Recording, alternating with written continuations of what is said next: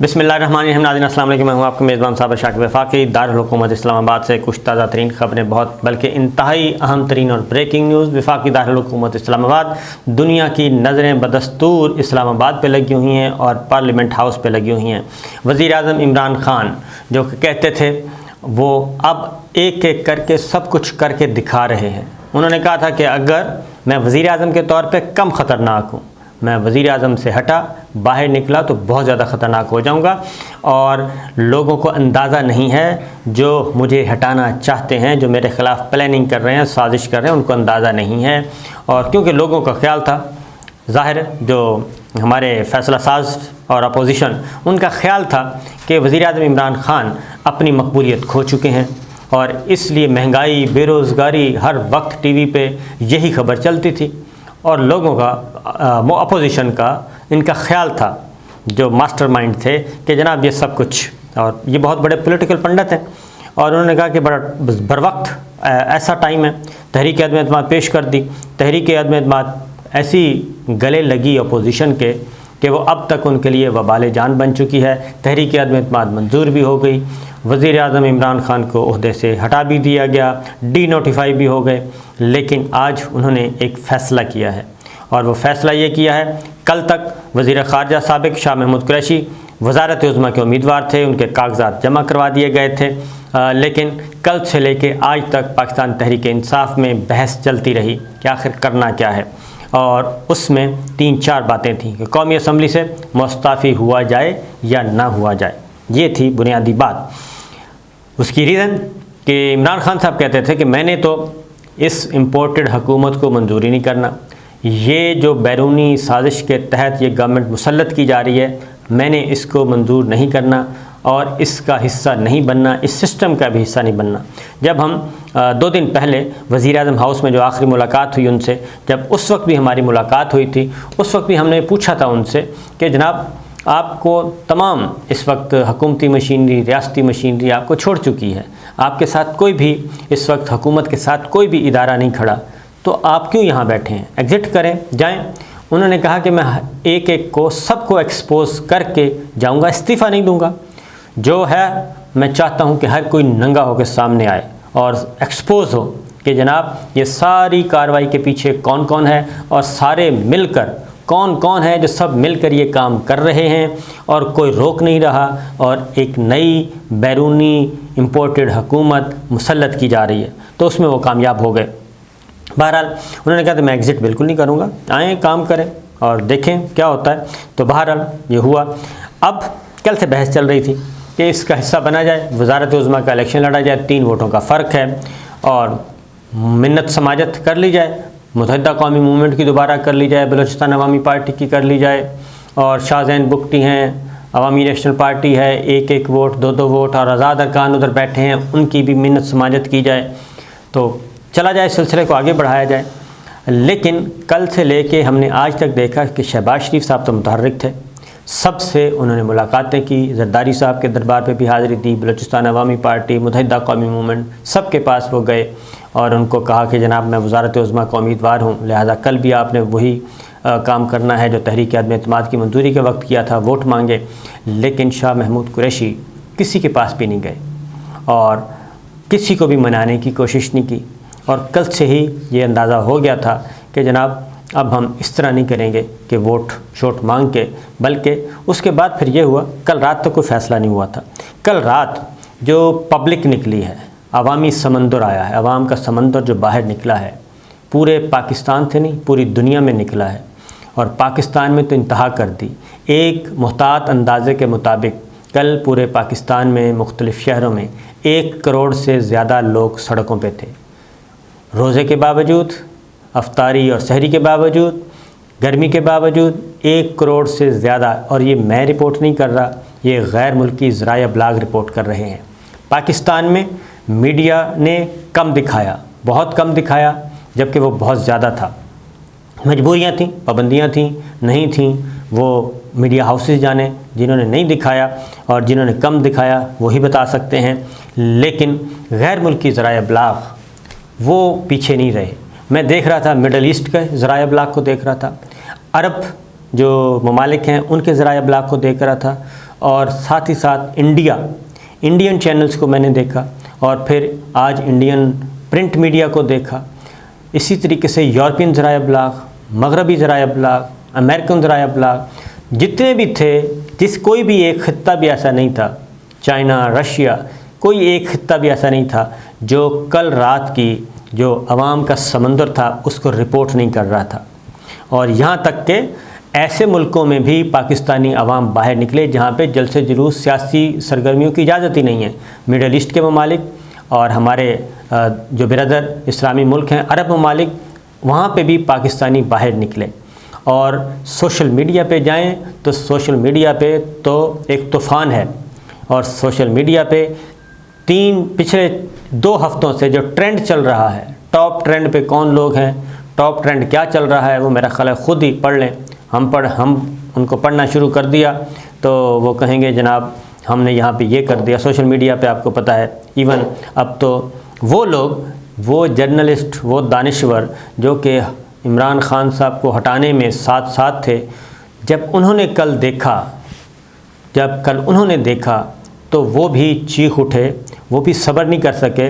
अपनी जो पार्शलिटी है उसको उन्होंने कल न्यूट्रलाइज़ करने की कोशिश की, कल वो भी न्यूट्रल बनने की कोशिश की। उन्होंने भी सोशल मीडिया पे ट्वीट किए, सोशल मीडिया पे, डिजिटल मीडिया पे, और अपने प्रोग्राम्स में उन्होंने तस्करा किए बगैर, ये हकीकत तस्लीम किए बगैर नहीं रह सके कि पाकिस्तान में वाक़तन अवामी इनकलाब शुरू हो चुका है। सुर्ख इनकलाब नहीं, अवामी इनकलाब, नर्म इनकलाब शुरू हो चुका है। और ये नर्म इनकलाब जो है उसमें ख़वातीन, बच्चे, बूढ़े, ऐसे लोग उसमें देखे। और एक बहुत बात भी ज़हन में रखिए, पूरी सोसाइटी जानती है। और एक मैंने वो ट्वीट भी किया है, 2 ख़वातीन कह रही थी कि हमें पता है कि सब ने इमरान खान को बांध के मारा है और बांध के काबू करके मारा है, और ये सब इस जुर्म में शरीक हैं।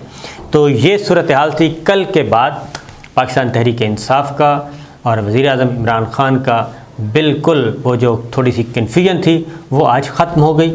और सारी रात पाकिस्तान तहरीक इंसाफ और पाकिस्तान का इलेक्ट्रॉनिक मीडिया रिपोर्ट करता रहा, इसके बावजूद कि बहुत जबर के साथ कुछ टीवी दिखा रहे थे, लेकिन दिखाना पड़ रहा था। अगर ना दिखाते तो मेरा ख़्याल है कि उसके बाद उनका जो रद्द-ए-अमल आना था वो उससे भी ज़्यादा ख़तरनाक होना था। लंदन जैसे शहर में भी, वहाँ पे भी तसादुम का ख़तरा, और पुलिस वहाँ पे पहुँची हुई थी कि तसादुम ना हो जाए, मार कुटाई ना हो जाए। बहरहाल ये चीज़ें थीं, तो लिहाजा आज जो फ़ैसला किया गया, कौमी असम्बली का इजलास शुरू, उससे पहले पार्लिमानी पार्टी का इजलास, तो वज़ीर आज़म इमरान खान ने उस इजलास में फ़ैसला किया कि कोई इस्तीफ़ा दे न दे, मैं तो आज इस्तीफ़ा दे दूँगा। जिसके बाद पूरी पार्टी मुत्तहिद, और उन्होंने कहा कि जनाब आप जो फ़ैसला करेंगे हम आपके साथ हैं। जो डामाडोल थे वो भी साथ हुए, और उसी इजलास में इस्तीफ़ों का सिलसिला शुरू हो गया, और लोगों ने इस्तीफ़े अपने सोशल मीडिया पर डालने शुरू कर दिए जो कि उन्होंने लिखे हुए थे। और उसके बाद वो इस्तीफ़ों का प्रोसेस शुरू हो गया। आमिर डोगर जो कि चीफ़ व्हिप हैं, उन्होंने, और आमिर महमूद क्यानी ने इस्तीफ़े जमा करने शुरू कर दिए। तमाम अरकान ने वहाँ हाथ से लिखे हुए इस्तीफ़े देना शुरू कर दिए। ये है वो फ़ैसला। उसके बाद वज़ीर आज़म इमरान खान ने जब जाने से पहले, जब पार्लिमानी पार्टी के बाद, उन्होंने कहा कि मैं एक ऐसे सिस्टम का हिस्सा कैसे बन सकता हूँ कि 14 अरब और 15 अरब और 20 अरब रुपए के केसेस हैं शहबाज शरीफ साहब पे, और वो अबूरी ज़मानत पर रिहा हैं, फ़र्द जुर्म से बचते आ रहे हैं, और उनको बचाया जा रहा है, और उनको सेलेक्ट या इलेक्ट करवाया जा रहा है। वो बात ख़ास तौर पे उन्होंने कहा कि सेलेक्ट या इलेक्ट करवाया जा रहा है, तो मैं उस सिस्टम का हिस्सा बनूँगा। लिहाजा हमने मुस्ताफ़ी होने का फ़ैसला किया है। कौमी असम्बली की कार्रवाई शुरू हुई। शहबाज शरीफ साहब फिर बैठे थे, उनको फिर धड़का लगा हुआ था। मरियम सफदर साहिबा अपने हस्बैंड सफदर साहब के साथ, हमजा शहबाज, मुस्लिम लीग नवाज़ के राजा ज़फ़रुल हक साहब, तमाम जितने भी कायदीन हैं वो पहुँचे हुए थे, और इजलास की कार्रवाई शुरू हुई। तो डिप्टी स्पीकर कासिम खान सूरी ने, ज़रूर मुझे अंदाज़ा था कि वो कुछ करेंगे, कायम मुकाम स्पीकर हैं वो, उन्होंने कहा जी सबसे पहले मैंने इम्पोर्टेंट बात करनी है। और वह इम्पोर्टेंट बात उन्होंने ये की, उन्होंने ख़त लहराया वो खुफिया मरासला। उन्होंने कहा कि ये है वो खुफिया मरासला, सुप्रीम कोर्ट का फ़ैसला अपनी जगह, लेकिन मैंने उस दिन जो रूलिंग दी वो मैंने अपने ज़मीर के मुताबिक, अपने आइन के मुताबिक, अपने हल्फ के मुताबिक बिल्कुल दुरुस्त की थी। सुप्रीम कोर्ट का फ़ैसला आया, उसका हम एहतराम करते हैं। और उसके बाद उन्होंने बाकायदा तौर पे पूरी गुफ्तगू की कि किस तरीके से इम्पोर्टेड हुकूमत मुसल्लत की जा रही है। और उसके बाद फिर वज़ीर ख़ारजा साबिक़ शाह महमूद कुरैशी, जो कि वज़ारत उज़्मा के उम्मीदवार थे PTI की तरफ से, उन्होंने फिर तकरीर की। और तकरीर के बाद उन्होंने ये कहा कि हम इस जाली और सारी इम्पोर्टेड हुकूमत बैनुल-अक़वामी साजिश का हिस्सा नहीं बनेंगे और इस प्रोसेस को भी एंडोर्स नहीं करेंगे और उस पर भी हम अपनी मोहर नहीं लगाएंगे। लिहाजा पूरी पाकिस्तान तहरीक इंसाफ फ़ैसले के मुताबिक मुस्तफ़ी हो रही है कौमी असम्बली से। कौमी असम्बली से उन्होंने नशिस्तों से खड़े होकर जनाब इस्तीफ़ा दिया। स्पीकर कौमी असम्बली असद कैसर साहब मौजूद थे और वज़ीर आज़म इमरान ख़ान साहब ने भी अपना इस्तीफ़ा स्पीकर को भिजवा दिया है। ये अनाउंस करने के बाद अगला जो था वो डिप्टी स्पीकर कायम मुकाम स्पीकर कासिम खान सूरी साहब ने फिर अनाउंस किया।